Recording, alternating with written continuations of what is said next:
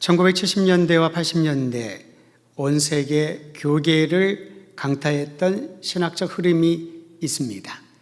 이미 오래전이었습니다만 여전히 지금까지도 이 흐름의 영향력을 우리가 받고 있는 것을 느끼게 됩니다. 그 흐름은 긍정적인 사고방식을 고취시킵니다. 그리고 이 긍정적인 사고방식으로 하여금 외적 교회의 성장에 초점을 둔, 한마디로 표현하면 번영신학이라고 하는 신학적 흐름입니다. 할 수 있다. 우리가 열심히 다하면 할 수 있다. 예수를 잘 믿으면 누구나 잘 되고 엄청난 복을 받는다. 번영할 것이다. 라고 하는 내용을 강조했던 것이죠. 물론 번영신앙에도 우리가 긍정적으로 볼 부분들이 있습니다. 예를 들면 희망을 줍니다. 나는 더 이상 안 된다. 나는 절망이다. 나에게는 미래가 없다. 라고 멈춰있는 이들에게 할 수 있다. 예수님을 잘 믿기만 하면은 주님이 주시는 놀라운 복을, 형통을 경험할 것이다. 라고 위로하고 희망을 주는 것이지요. 그런데 문제는요, 물질적인 풍요와 육체적인 건강을 가져야, 사회적인 높은 명성을 얻으면 그것이 복받은 증거라고 생각한다는 것입니다. 반대로 만일 가난하거나 병이 들거나 내세울 것이 없거나 미래가 불투명한 아무런 자랑거리가 없다면은 내가 믿음이 부족해서다 라는 논리를 내세우게 되는 것이지요. 여러분, 알게 모르게 이런 생각과 이런 말을 할 때가 있습니다.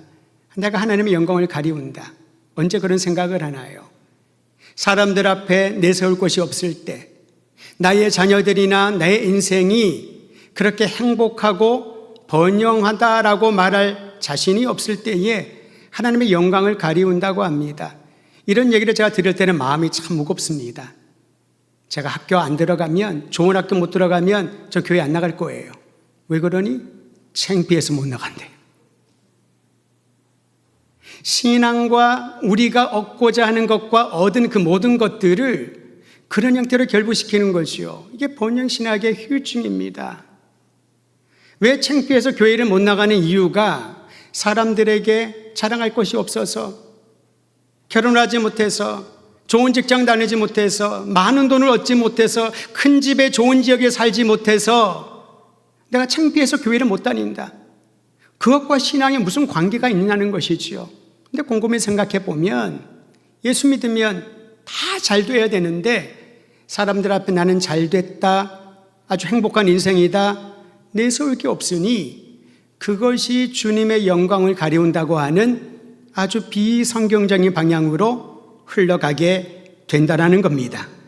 여러분, 예수 믿어도 병들 수 있고요, 사업에 실패할 수도 있고요, 어려움 겪을 수 있습니다.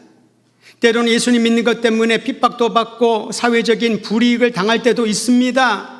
그럼에도 불구하고 예수님을 믿는 이유는 무엇일까요? 그분이 영원한 생명이요 유일한 구원자이시고 내 인생에 새로운 목적을 주시는 주님이시기 때문에 우리는 예수님을 구주로 믿고 살아가는 것입니다. 사실 번영이라고 하는 것은 인간의 자연스러운 욕구입니다. 그렇잖아요. 다 잘 되면 참 좋잖아요. 일이 잘 풀리고 좋은 소식만 전하고 참 행복하고 좋지 않겠습니까? 살만 난다. 그런 말을 할 것입니다. 예수님의 제자들도 그런 사고의 틀을 가지고 있었습니다. 모든 사람들의 일반적인 생각이라고 할 수가 있지요. 예수님이 가르치신 하나님 나라 복음을 들은 사람들은 마음이 감격을 느낍니다. 새로워집니다. 그들이 서기관들과 율법학자로부터 율법에 대하여 오랫동안 교육받았지만은 지루하기도 하고 답답하기도 하고 큰 재미를 못 느꼈거든요. 그런데 예수님이 전하는 굉장히 단순하지만 분명한 하나님 나라 복음을 듣고 사람들에게서 느끼지 못했던 권위를 느꼈다고 합니다. 주님의 말씀 하나하나가 귀에 쏙쏙 들어옵니다. 당시에는 마이크가 있었겠습니까? 무슨 스피커가 있었나요? 사람들이 모이면 육성으로 얘기를 하는데 예수님의 목소리가 얼마나 컸을지 우리는 잘 모릅니다만은 육성은 한계가 있습니다. 그런데 바다에서 모이든 산에서 모이든 어디에서 모이든 사람들은 예수님의 말 한마디 한마디를 마음에 새깁니다. 새로움을 경험하게 되는 거죠. 예수님이 행하시는 기적을 보면서 이분이 메시아구나. 예언자들이 예언했던 메시아의 사역을 예수님께서 행하시는 것을 보고 도처에서 예수님 말씀 한번 들으려고, 예수님 손길 한번 느끼려고 모여들기 시작을 합니다. 여러분, 그 장면을 본 제자들은 어깨가 으쓱했을 겁니다. 그저 갈릴리 지역 촌동네에서 하루하루 고기 잡고 먹고 사는 것으로 만족했던 그들에게 꿈이라고 하는 것이 생겼던 거지요. 예수님을 따르기만 하면 우리에게는 풍요로운 삶이 보장되겠구나. 예수님을 끝까지 섬기고 따르기만 하면은 우리는 살아있는 동안에, 아니 우리 자손들이 빛나는 가문이 될 수 있겠구나. 번영에 대한 소망을 가지고 예수님을 따라갔던 것입니다. 그런데 예수님께서 잘 나가시다가 3년이란 긴 시간을 함께 예수님과 보냈는데 제자들의 이런 기대감을 꺾어버리는 말씀을 하기 시작을 하십니다. 제자들에게 예수님이 이렇게 말씀하셨습니다. 하나님 나라의 복음을 전하라. 복음을 전하다가 너희가 핍박받고 배척당하는 일이 있을 것이다.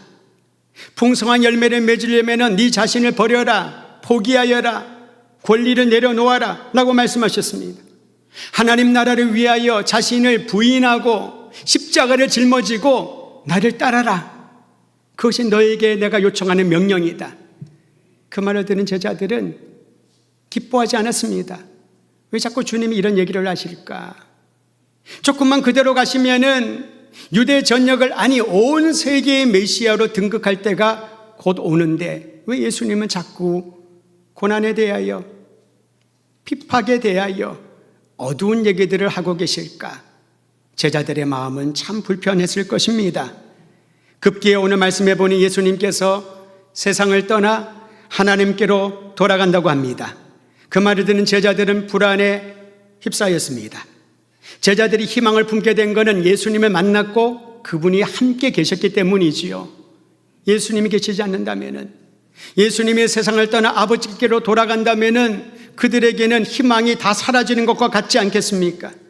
미래에 아무도 보장할 수 없던 것입니다.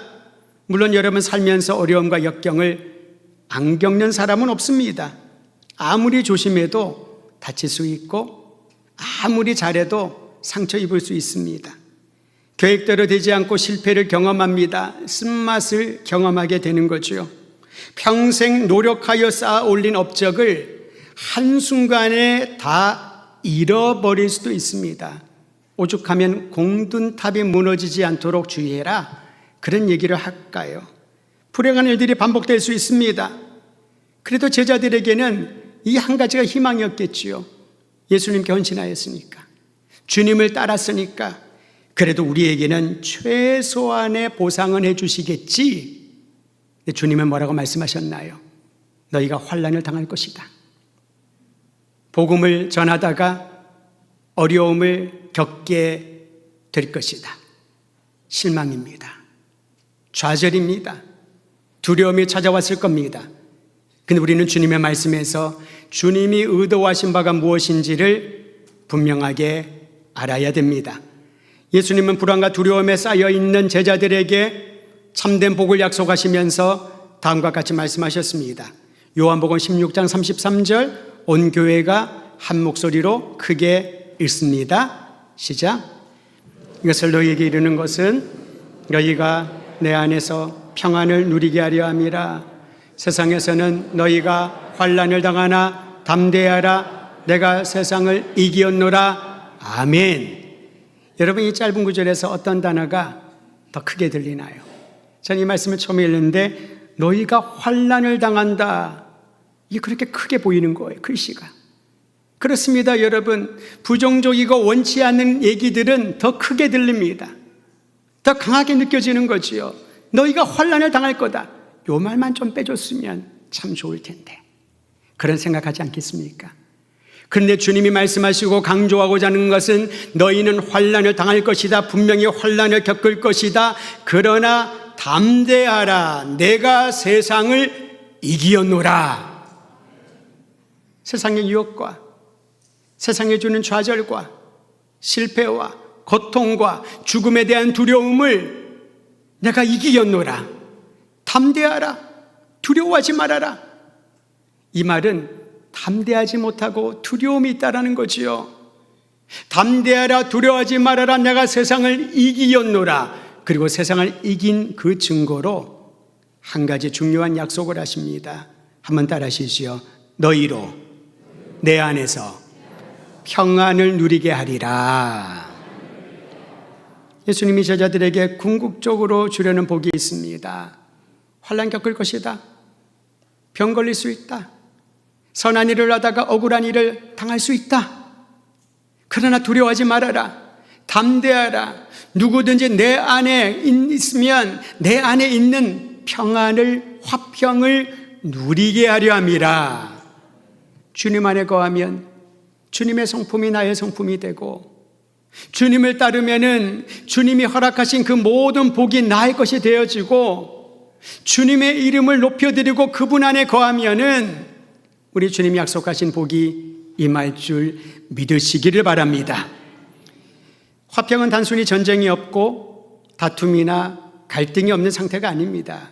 우리는 그럴 때 전쟁이 없고 정신이 종식되고 서로 손을 잡고 편안하게 오고 갈 수 있으면은 평화롭다, 그렇게 표현을 하지요.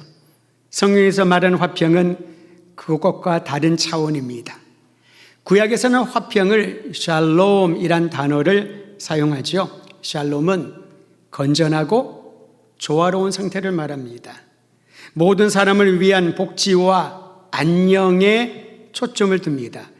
우리 인사 중에 안녕하세요, 안녕히 주무셨습니까? 그런 인사를 하죠. 이 안녕이란 말이 샬롬입니다. 밤새 평안하셨습니까? 평안히 주무셨습니까? 평안히 생활하고 계십니까? 이것이 바로 샬롬입니다. 신약에서는 에이레네라는 단어를 쓰는데, 샬롬이 뜻하는 건전하고 조화롭고 아주 안녕에 초점을 둔 삶이라면, 에이레네는 역경 속에서도 지속되는 내적인 안정감, 고요함을 에이레네, 화평이라고 뜻합니다. 다시 말하면은 굉장히 시끄러워요. 혼돈이 밖에서 얼마나 시끄러운지 몰라요. 그런데 내 마음이 안정인 거죠. 평안을 누립니다. 간혹 멍 때리기 대회라는 것을 들은 적이 있는데 저 한번 참여하고 싶더라고요. 멍 때린다. 이게 부정적인 말처럼 보이지만은 너무 시끄러운 거예요. 세상이 시끄럽고 머리가 복잡하고 멍 때린다는 아무 생각도 안 하고 가만히 있는 거죠. 여전히 바깥은 소음이 가득합니다. 그러나 그 순간만큼은 내 생각들은 다 지워버리고 내 마음에 안정을 취하는 것. 이거는 사람들이 노력하여 하는 멍때리기라면은 주님이 주시는 이 에이렌의 화평은요, 주님 안에 거하기 때문에 얻는 안정감, 평화로움을 뜻합니다. 사랑하는 성도 여러분, 혼돈스러운 세상을 살아가면서 이 세상을 질서 있게 조화롭게 건전하게 이끌어갈 수 있는 화평을 전하려면 우리 안에 거하신 예수님의 화평, 예수님의 그 온전한 잠잠함과 안정감을 우리가 누려야 나눌 수 있지 않겠습니까? 내 안에 너희가 있어 평안을 누리게 하려 함이니라. 이 놀라운 복을 날마다 경험하기를 주의 이름으로 축원드립니다. 조금 더 에이레네의 뜻을 살펴보려면은 이 에이레네는요, 함께 결합하다라는 그러한 단어에서 파생되었습니다. 즉, 내 안에서 평안을 누리라라는 주님의 이 약속된 복은 주님과 결합하라, 주님 안에 거하라. 이 말은요, 주님과 결합하라. 그리스도인은 그저 예수님의 행적을 따르고 주님의 교훈을 달달 외워서 실천하는 착한 사람이 아닙니다. 그리스도인은 예수님과 결합한 사람인 줄 믿으시길 바랍니다. 주님의 눈과 함께 눈을 맞추고 주님의 가슴과 함께 가슴을 맞추고 주님의 입술과 함께 입을 맞추고 주님의 뜻과 함께 우리의 뜻을 맞추어서 주님과 결합한 사람. 그래서 그리스도인들을 통하여 우리 주 예수 그리스도의 생각과 비전과 뜨거운 심장이 세상에 전파되게 하는 것. 그의 그 자리에 진정한 화평이 임하게 되는 것입니다. 사도 바울은요, 이처럼 그리스도 안에 새롭게 된 그리스도와 연합된 사람의 품격으로 화평을 설명하기도 합니다. 사실 여러분, 사람끼리 연합한다는 거 참 아름다운 말이지만 어렵잖아요. 서로 다르기 때문에 그렇습니다. 서로의 다름을 용납하는 것처럼 그것은 말처럼 쉽지가 않습니다. 성격이 딱 맞고 그냥 둘도 없는 짝꿍인 줄 알았는데 나중에 다투고 헤어지면서 하는 말이 이거잖아요. 성격 차이가 있어서. 저는 내 짝꿍 평생 갈 수 있는 친구라고 생각을 했는데 우리가 알고 보니까 성격이 완전히 달라. 교회 가면은 하나의 몸으로 화평하고 연합할 줄 알았는데 사람들이 각기 다 달라. 여러분, 성격이 각기 다른 것이 정상이요? 일반적인 줄 우리는 알아야 됩니다. 성격 같은 사람 없습니다. 옆에 사랑하는 사람들이 앉아 계시잖아요. 성격 정반대인 경우들이 거의 맞을 것입니다. 나에게는 유일한 나의 기질과 성격이 있습니다. 또 어떻게 성격이 같을 수가 있겠을까요? 다른 것이 당연한 것이지요. 예를 들면요, 정치 성향이 다른 사람들이 모이면은 오랫동안 대화를 이어가지 못합니다. 금방 싸웁니다. 다툽니다. 갈라서고요, 욕지거리를 하면서 헤어집니다. 멀리 갈 필요도 없습니다. 입맛이 다른 사람들, 그들의 입맛을 충족시켜주기가 참 어렵습니다. 제가 몇 년 동안 그 얘기를 못 들었는데요, 그것도 은혜인 것 같고요. 우리 권사님들이 주방에서 섬기는 분들이 음식을 하면 다들 맛있다, 정말 행복하다, 수고 많았다, 그런 칭찬의 얘기만 제 귀에는 들려요. 뒤에서는 모르겠습니다만은. 근데 사실 그게 불가능한 일이거든요. 짤 수 있고, 내 입에 싱거울 수가 있고, 내 취향이 안 맞을 수가 있고, 내가 싫어하는 음식일 수도 있잖아요. 근데 애쓰는 겁니다. 실제로는 모두의 입맛을 만족시키기는 참 어렵습니다. 이상과 현실의 간격을 메울 수 있을까요? 웬만한 노력으로 불가능하죠. 출발점이 다른 이방인과 유대인 사이, 아무리 애써도 그들이 하나 되는 것은 현실적으로 어렵습니다.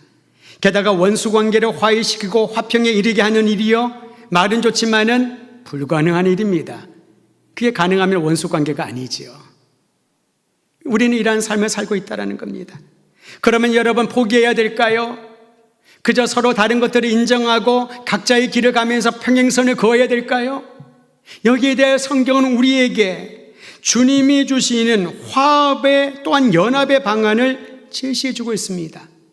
서로 다른 사람들을 입장이 다르고 생각이 다르고 그로 인하여 단절된 관계를 연결하고 화합시키는 성경의 방안을 우리는 말씀을 통하여 확인해야 됩니다. 에베소서 2장 14절과 15절 말씀 우리 함께 읽도록 하지요. 14절 15절입니다. 시작. 그는 우리의 화평이신지라 둘로 하나를 만드사 원수된 것 곧 중간에 막힌 담을 자기 육체로 오시고 법조문으로 된 계명의 율법을 폐하셨으니 이는 이 둘로 자기 안에서 한 새 사람을 지어 화평하게 하시고. 여러분, 이 말씀을 보셔요. 둘입니다. 원수관계입니다.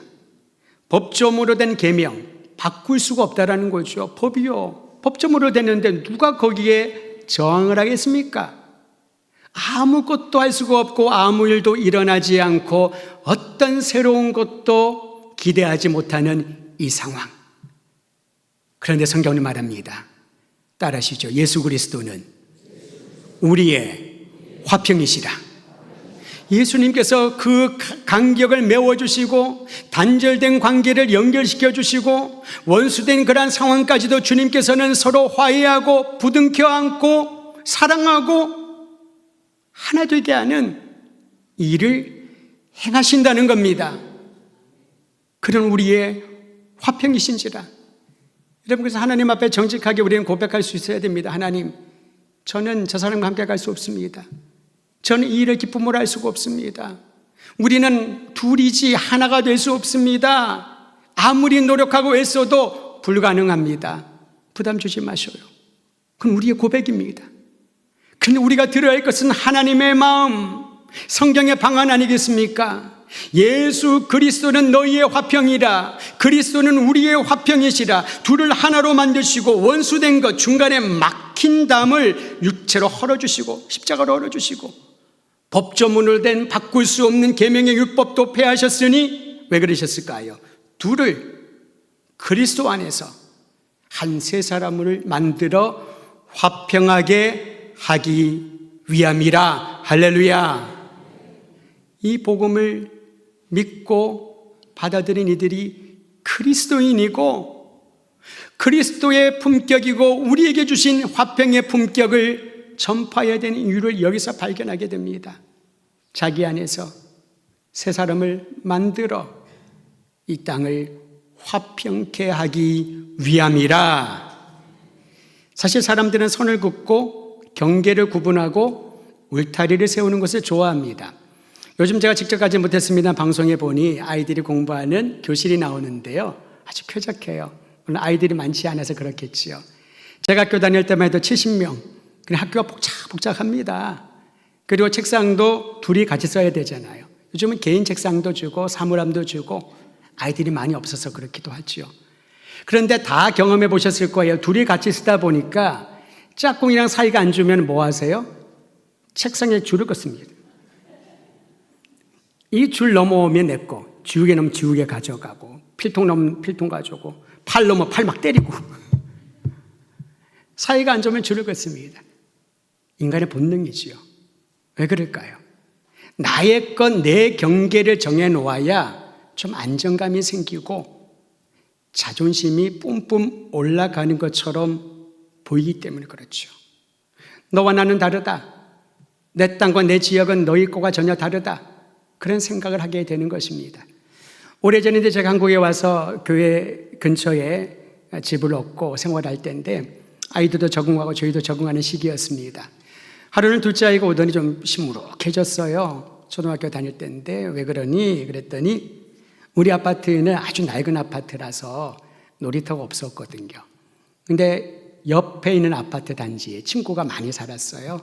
그래서 학교 끝나고 거기서 놀이터에서 친구들이랑 막 신나게 노는데 관리하시는 분이 와서 얘기하더래요. 너 어디에 사니? 그래서 우리 살았던 아파트가 이름이 좋았어요. 왕궁 아파트. 좋잖아요. 왕궁 아파트 살아 있더니 여기서 놀면 안 돼. 거기 가. 애가 굉장히 상처를 받고 시무룩해서 왔는데 왕궁 아파트에는 이름만 그렇지 놀이터가 없거든요. 이름만 그래요. 그래서 제가 그 얘기 듣고 참 마음이 좋지 않았습니다. 딴 게 아니라 아이들에게 우리 어른들이 좋은 것들, 희망적인 것들 얘기를 해주고 그들의 생각들이 넓어지도록 도와줘야 되는데 물론 관리하는 입장에서는 충분히 이해가 되죠. 어른끼리 이해가 됩니다. 충분히 이해가 됩니다. 관리하려면은 또 누군가 책임을 물으면은 본인들이 역할을 잘해야 되니까. 근데 어린아이인데 너 어디 사니? 너 여기 안 살면은 그쪽으로 가. 여기서 못 놀아. 그대로 그것이 많이 그런 얘기가 많았겠지요. 한두 케이스가 아니었겠지요. 그 출입하는 문을 닫아버렸어요. 애들이 그 아파트 지나지 못하고 딴 길로 가야 됩니다. 그때는 좀 화가 많이 나기 시작을 했어요. 그런데 이거 화를 내가지고 항의할 수 있는 부분이 아니잖아요. 자신의 영역을 자신들이 보호하고 자신들만이 왜 사용한다는데 누가 뭐라고 하겠습니까? 그런데 이것이 신앙생활을 하는 우리들에게도 있다는 거죠. 경계를 긋습니다. 나와 우리와 함께하는 그들, 그 경계 밖에 있는 이들에게는 큰 관심을 두지 못하고 그리고 아무런 생각도 하지 못합니다. 세상이 그렇습니다. 근데 여러분 복음은 어떻습니까? 경계를 허물 생각도 아예 없고 넘어가지도 않고 넘어오지도 못하게 하는 단절된 이 세상의 흐름 가운데 복음은 갈라진 틈을 메웁니다. 단절된 관계를 연결시킵니다. 원수조차 용납하는 사랑의 메시지를 계명을 전하라고 우리에게 요청을 합니다. 우리가 복음을 받아들였다면 그리스도의 십자가의 복음의 능력을 받아들였다면 이 모든 단절과 간격을, 멀어짐을 가깝게 하는 그리스도의 사람으로 사는 것이 우리의 사명인 줄 믿으시기를 바랍니다. 그래서 우리는 이렇게 선포해야 됩니다. 예수님이 우리의 화평이시라고, 나에게 평안을 주시고 나의 내적인 안정을 주시고 나의 행복과 번영을 주시는 분이 아니라 그것을 뛰어넘어서 우리의 화평이시라. 화평의 품격을 지닌 그리스도인들이 이 땅 도처에 스며들어갈 때 우리 주님이 기뻐하시는 놀라운 일이 일어날 줄 믿으시기를 바랍니다. 이 화평의 사역을 우리 주님께서는 십자가에서 행하셨습니다. 우리 함께 에베소서 2장 16절에서 18절 말씀 같이 읽도록 하죠. 에베소서 2장 16절에서 18절입니다. 시작. 또 십자가로 이 둘을 한 몸으로 하나님과 화목하게 하려 하심이라. 원수된 것을 십자가로 소멸하시고 또 오셔서 먼데 있는 너희에게 평안을 전하시고 가까운 데 있는 자들에게 평안을 전하셨으니 이는 그로 말미암아 우리 둘이 한 성령 안에서 아버지께 나아감을 얻게 하려 하심이라. 할렐루야. 2000년 전의 십자가는 수치의 대명사였습니다. 만약에 나의 가족이나 친지 중에, 지인 중에 십자가형을 당했다, 그 지역에 못 삽니다. 다른 지역에 가서 조용히 살아야죠. 그게 바로 십자가였습니다. 그런데 왜 그렇게 수치스럽고 참혹하고 고통스러운 십자가를 하나님께서는 독생자로 하여금 짊어지고 달려 죽게 하셨을까? 오늘 말씀은 분명히 말합니다. 십자가로 둘을 한 몸으로 하나님과 화목하게 하시고 원수된 자들 관계를 십자가로 소멸하시고, 그 다음 말씀을 다시 한번 보십시오. 먼 데 있는 너에게 평안을, 가까운 데 있는 너에게 평안을. 우리는 거리를 두잖아요. 가까운 사람은 내 가슴에 가깝게, 내가 싫어하는 사람은 저 멀리.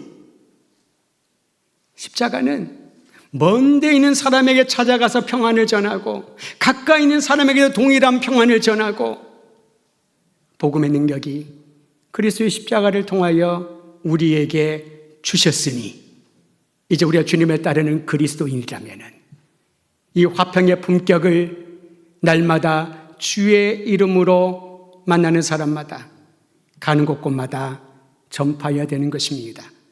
그래서 그리스도인의 사명을 어떤 분은 피스메이커, 정치적인 의미가 아닙니다. 총체적인 의미입니다. 경제적인 어려움, 정치적인 혼란함 가운데, 심적인 여러 가지 영적인 혼탁함 가운데 안정치 못하고 불안해 있는 이들에게 평화를 심는 사람이 되어라. 직역을 하면 피스메이커는 평화를 만드는 사람인데요, 우리가 무슨 평화를 만드나요? 우리가 만든 평화는 이기적이고 내 중심적이지요. 진정한 의미의 피스메이커는 우리에게 주신 그리스도의 화평을, 그 평안을 전달하는 사람이죠. 심는 사람입니다. 주님이 그것을 잘하게 하시고 화평의 열매를 풍성하게 맺게 하실 것을 기대하면서, 사랑하는 성도 여러분, 주님 배우는 그날까지 내가 어떤 형편에 있든지 나를 번영케 하시는 것은 바로 화평의 복을 주신 줄로 믿고 모든 사람들에게 이 사회에 화평을 전하는 진정한 그리스도인이 되기를 주의 이름으로 축원드립니다.